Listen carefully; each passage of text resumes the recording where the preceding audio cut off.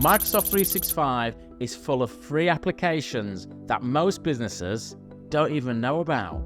So in today's video, I'm going to show you my top 7 Microsoft 365 applications that could explode your productivity.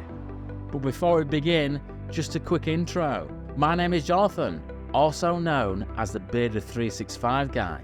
I help businesses all over the world with their Microsoft 365. Check me out at bearded365guy.com. Let's begin by talking about the first app. Do you use Microsoft Excel in your business to keep track of lots of information?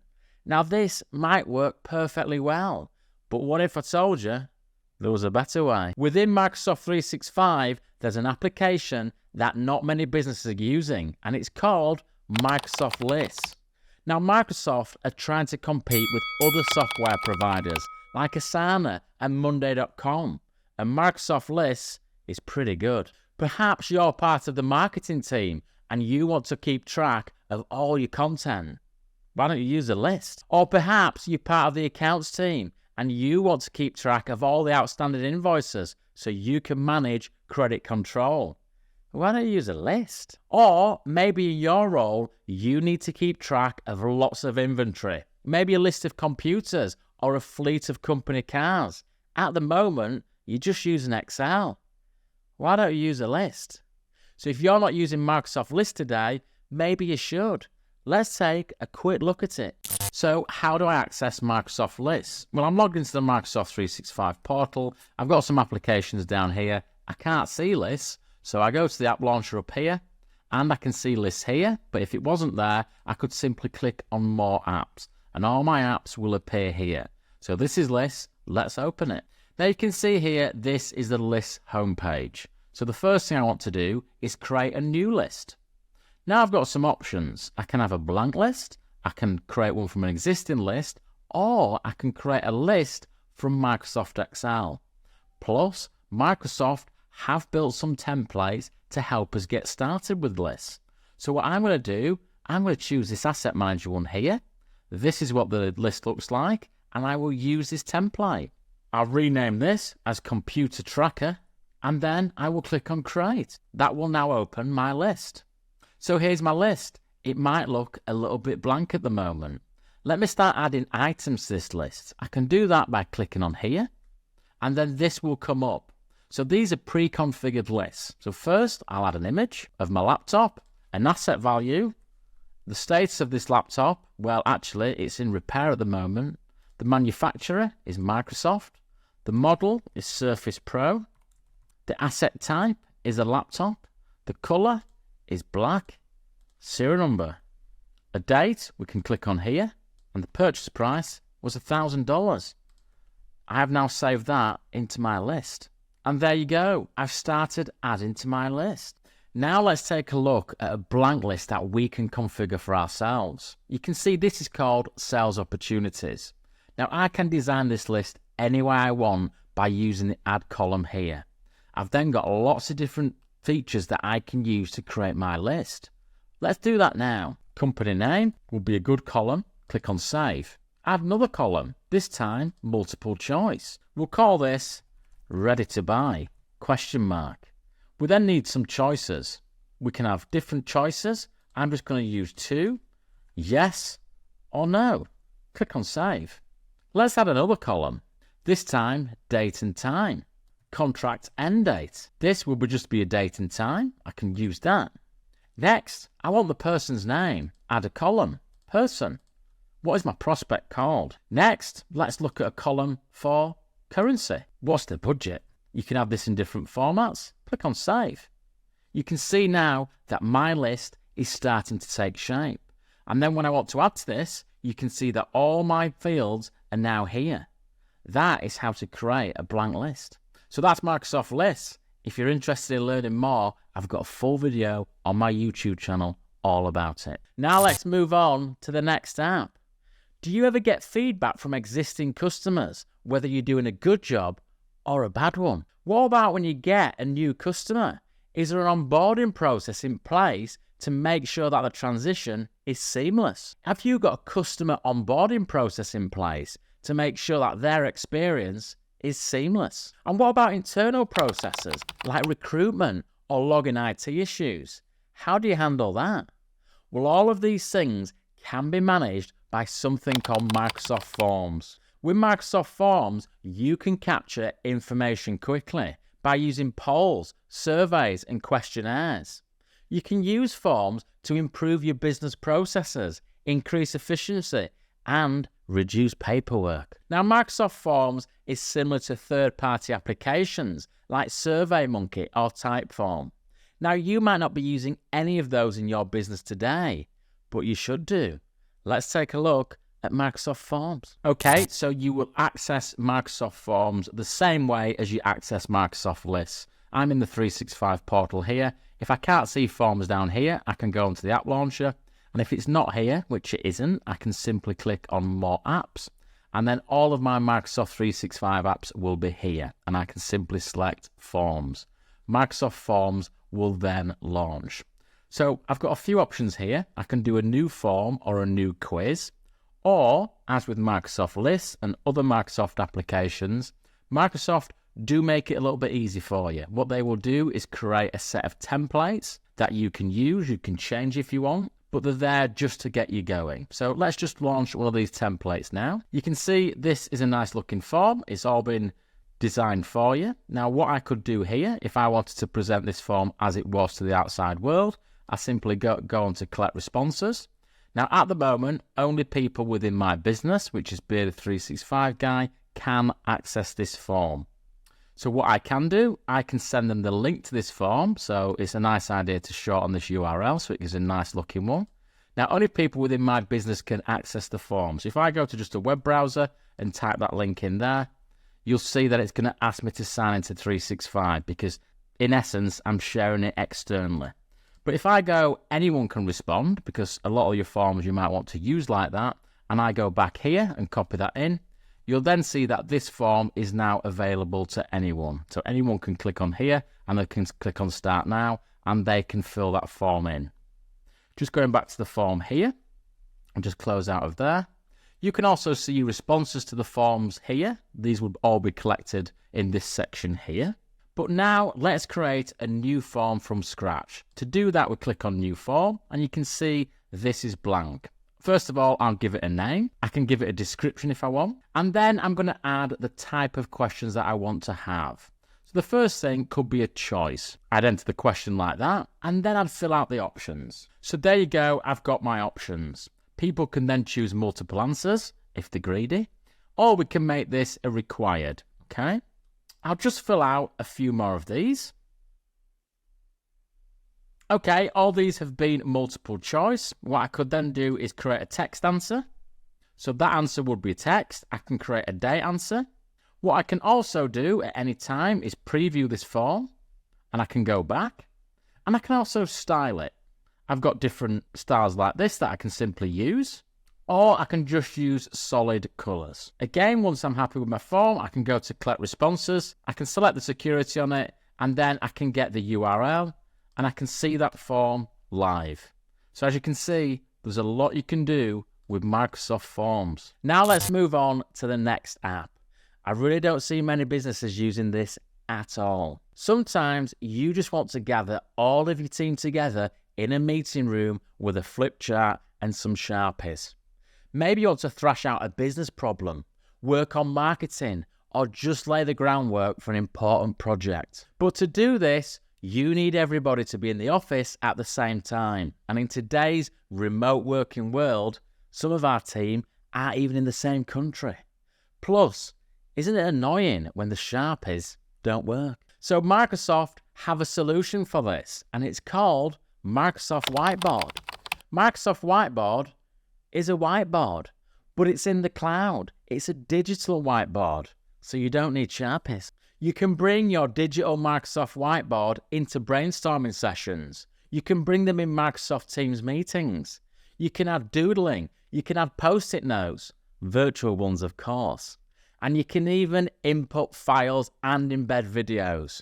So why don't we have a look at Microsoft Whiteboard? So once again, we're on the list of our applications. You can see that Microsoft Whiteboard is here, so we can launch that.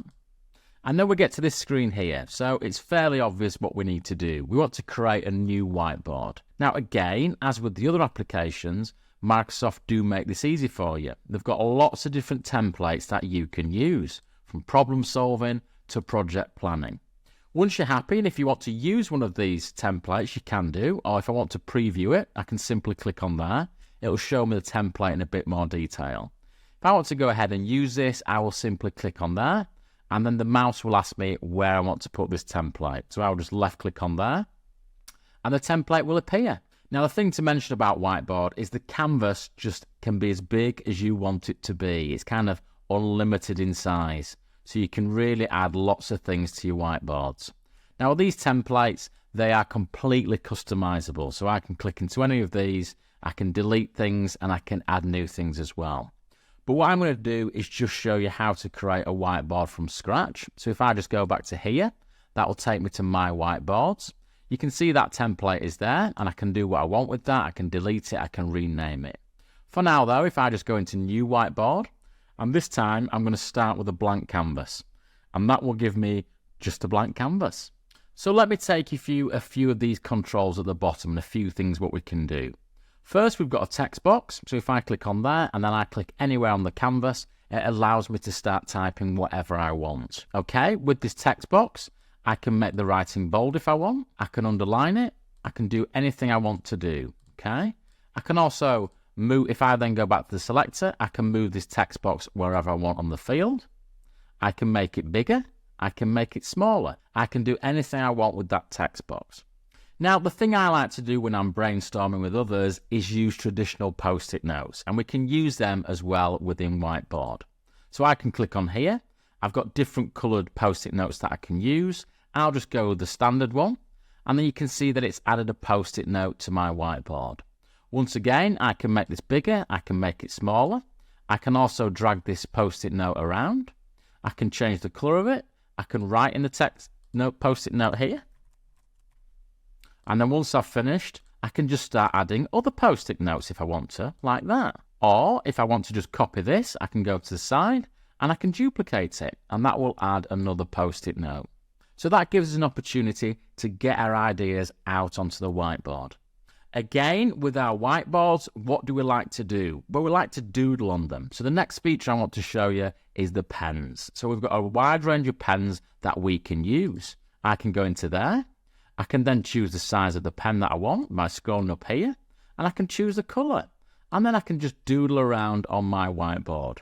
I've got other things, like I've got a traditional marker. They're very popular. Again, what I can do, I can highlight things if I want to do that. We've also got a rubber, which is quite nice. If I'm not happy with something, I can rub it out. It is just like a physical whiteboard. Now, there are lots more advanced features with Microsoft Whiteboard, including using them in Teams meetings. If you want to know more about that, I've got a video on my YouTube channel all about it, so check that out. Now let's talk about the next fantastic app in Microsoft 365. How do you manage your individual tasks? How do you and your team collaborate on projects? Maybe your inbox works as a kind of to-do list, or maybe you've got post-it notes scattered all around your desk, or maybe, worse still, the tasks are just in your mind. Now, Microsoft have just announced their new productivity app. This app caters for your individual tasks, plus the projects that you work on as a team. Now, this app is just called Planner, and it's a mashup between Microsoft's old To-Do, Planner, and Project for the Web. They've combined all three applications to form one fantastic productivity system. Let's take a look at that right now. So the new Planner at the moment is available from within Microsoft Teams.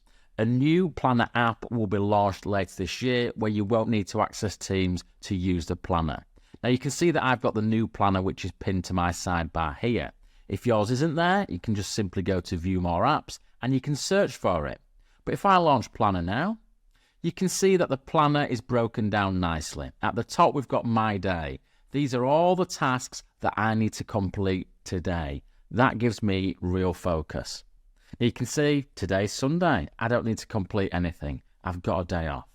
If I now go to My Tasks, this gives me, if I select the all here, this gives me a list of all the tasks that I've got to do across different sources. So I've got these here, which is a private task. Now, a private task is simply that. That is a task that is private for me. I'm not collaborating with anybody, and it's not part of a wider project. I've also got tasks here that have come from a flagged email. So if I receive an email and it has a to-do with it, then I can simply flag it, and that will synchronize over to my planner. Now, all these other sources here, build a YouTube channel, employee onboarding, they have come from a plan, and a plan is like a project in Planner. So again, if I go over to my plans, you can see that these are all the plans that I'm involved with. Again, we can see with privacy, we can have a personal plan, so that is accessible to me. So if I've got a task to do that involves multiple steps, that wouldn't be a task. That would form part of a plan. So build a YouTube channel is a plan. Now within the plans, it's all built around buckets. So if you've used something like Trello before, you'll be very familiar with this. We've got lots of different buckets and we've got tasks between them all.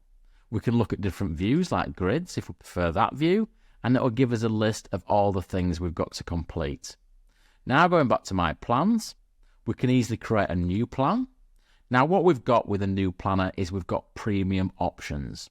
If I create a premium plan, that might be a plan like this one here, you can see that this plan has a lot more detail than the previous plan I showed you. That is because this plan, it's been integrated with aspects of Project for the Web. So the new planner has Microsoft To Do, Planner, and Project for the Web all moved together into one new productivity app. Again, I've got a video all about the new planner on my YouTube channel. I'll put a link below this video. Now let's talk about the next underused app in Microsoft 365. Do you send your clients regular newsletters? If you don't, maybe you should. Maybe you could send them regular tips on how to save money, increase efficiency, or improve their business. Now to do this, you're going to need some software. This software doesn't need to be complicated. You don't want to spend hours learning a new tool. And of course, you don't want it to be expensive. You don't need a second mortgage to buy some more software. If only Microsoft had something like this included in Microsoft 365 that didn't cost a thing. Oh, but they do. It's called Microsoft Sway. Come on, I'm sure you've seen the logo when you log into Microsoft 365 and you've wondered, what does that do? Well, let's take a look right now. So from our list of Microsoft applications, you can see that Sway is here. So we'll launch that now. Now, as with all Microsoft products, they do provide you with lots of templates. So you can use these and edit them or just use them from inspiration. To start with though, I'm just going to create a blank Sway because what I'm going to do is show you how to make a very basic newsletter. Now with Sway, we've got a storyline and then we can see our design. But the first thing I'm going to do is I'm going to title my newsletter. Okay, once I've got a title, I can add a background. I can search the web or I can upload from my device. So I'll do that now. Okay, that's great. I'll close that. And then what I'm going to do is add another section. So I'll make a heading here.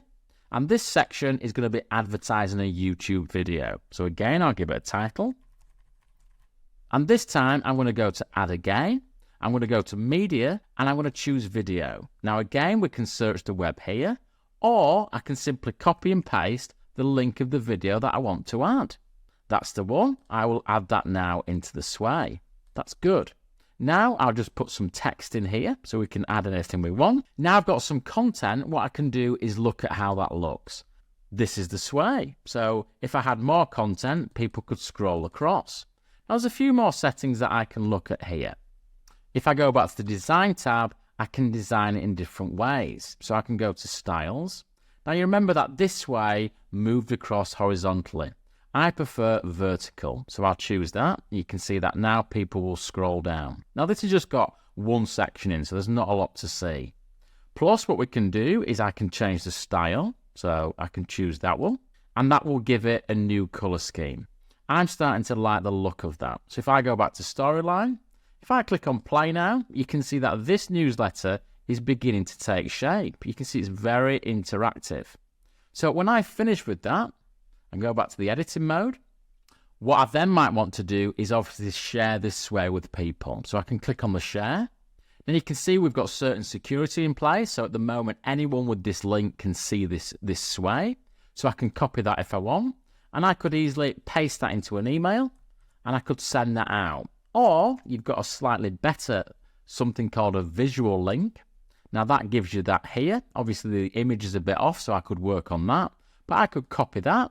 Again, I could put that into an email, and that gives people a bit more of a visual link. So that is how to create sways and share them with people. Again, I've got a full video on my YouTube channel all about it. Next up, do you know that included in your Microsoft 365 subscription is your business's very own internal YouTube?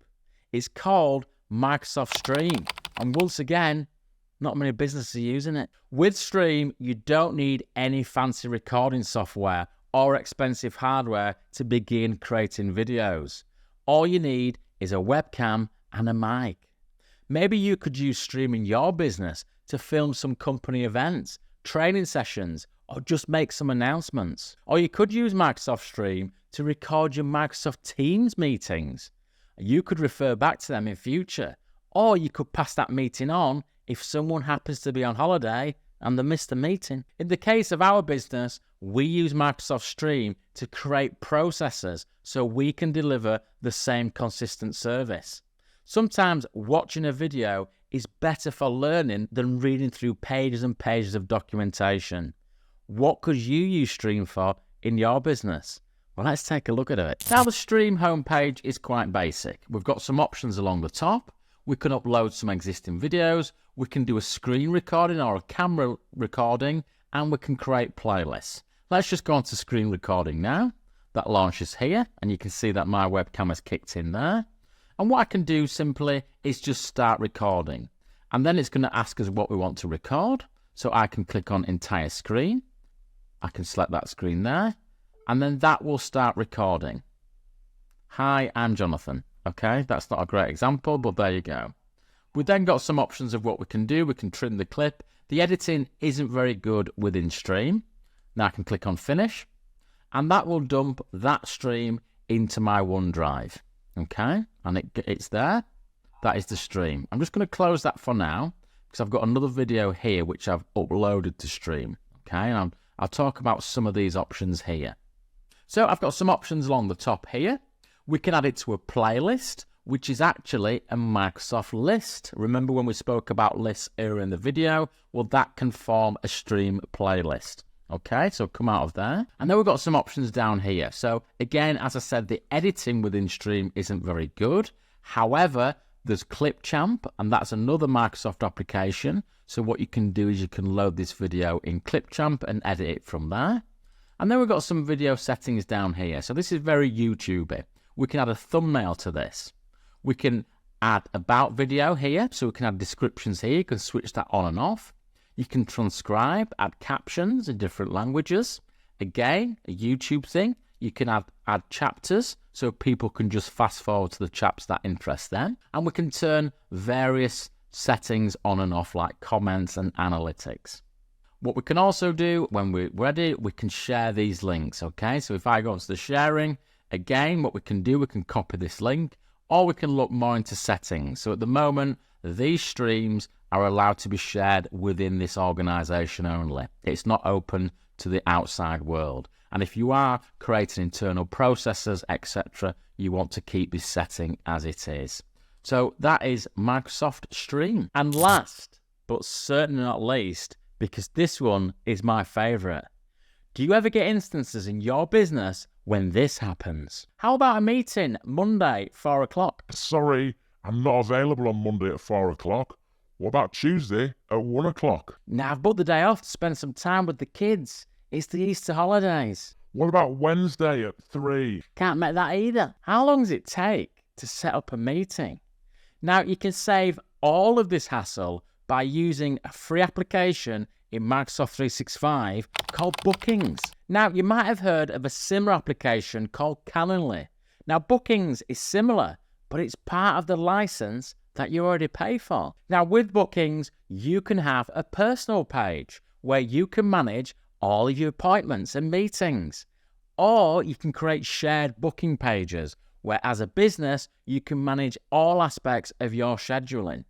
Pretend you've got a hairdresser's. You could have a shared booking page and people could book in with the right service and the favourite hairdresser. You could even offer beard trims. Shall we take a quick look at Bookings? So from the list of applications, here is Microsoft Bookings. This is our Bookings homepage. We've got some personal booking pages and we've got some shared booking pages. Microsoft have already created a couple of templates that we can use. So Bookings is ready to go. I can look into this 15-minute meeting and it's called 15-minute meeting, but I can call it what I want. If I want, I can categorize it and I've got a description. We can enter a default location. But when the user books in, they will receive a meeting request and the default is to have a Teams meeting link in as well. Now this booking page is public, so anybody can access it with the link. And then we've got some hours. So when do we want people to be able to book these hours? We're in complete control of this. So we can say that these 15-minute meetings are only available Monday through to Friday, 1:30, till 2:30. We can change them. We can book Saturdays. We can book Sundays. We've also got some advanced options. So we want some buffer time before or after the meeting. So that might mean after every meeting, we want an hour's break before we do another one. We can build all that into Bookings. And then we've got some email reminders. So why not send this customer an email reminder 24 hours before so they don't forget the meeting? Plus, and this is great for marketing, you could send them a follow-up and it automatically goes out. So that is your 15-minute meeting, but I can create a brand new meeting off the bat and I can customize it how I want to. I'll just come out of there. So how do these meetings look to someone booking it? Well, I can just copy my personal page there and I can just, oh, it's already here. So that is my bookings page and you can see people can book in at these times. I can change all this. I can change all the banners. I can make it look pretty. So just going back now to bookings, we've also got shared booking pages. Now these are for the entire team. So I could call this something like,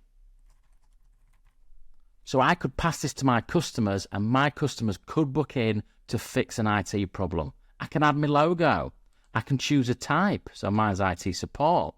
And what are my business hours? And then click on next. I can then invite people from my business to be part of this booking page. Click on next. Again, this is just confirming the service. I can add more later. I can change this default one if I want. But I'm happy with that. Click on next. Again, I'm going to make this available to anyone and I can create that shared booking page. And that is my booking page already done. I can see a calendar here now that all staff can get involved in. And I've got lots more different options and integrations. To the outside world, my new booking page looks like this. So you guide all your people here, all your customers to this page, and they can book in and they can select the staff member they want and the date and time. They then fill this in and they have booked a meeting. That's Bookings. So there you go. There are my 7 hidden apps that can explode your productivity using Microsoft 365 and using the license that you've already paid for. Which is your favorite one? I hope you've enjoyed this video. I look forward to seeing you again soon.